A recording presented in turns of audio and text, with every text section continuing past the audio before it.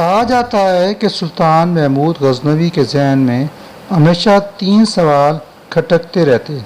پہلا سوال یہ کہ میں واقعی سبکتگین کا بیٹا ہوں کہ نہیں، کیونکہ ان کے متعلق مشہور تھا کہ یہ بادشاہ کے سکے بیٹے نہیں بلکہ لے پالک ہیں۔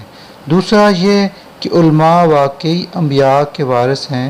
یہ تو خود بے اختیار قوم ہے، انبیاء کا وارث تو بادشاہ وقت یا کسی اور بااختیار آدمی کو ہونا چاہیے تھا۔ تیسرا یہ کہ میں جنت میں جاؤں گا یا نہیں۔ انہی 3 سوالات کو ذہن میں لے کر وہ ہمیشہ پریشان رہتا۔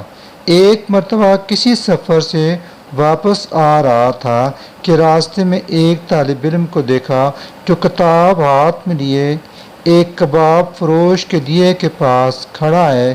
ہوا چلتی ہے تو یہ طالب علم دیے کے ذرا قریب ہو جاتا، زیادہ آگے بھی نہیں بڑھ سکتا، کہیں کباب فروش یہ نہ کہہ دے کہ بھائی لینا نہیں تو پھر کھڑے کیوں ہو۔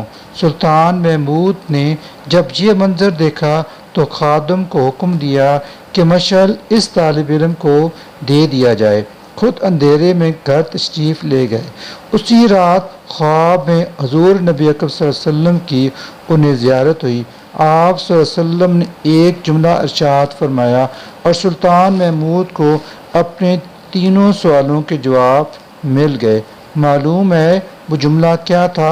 ملاحظہ فرمائیے، اے سبکتگین کے بیٹے، تیرے جنت میں جانے کے لیے اتنا کافی ہے کہ تو نے انبیاء کے وارث کو چراغ دیا۔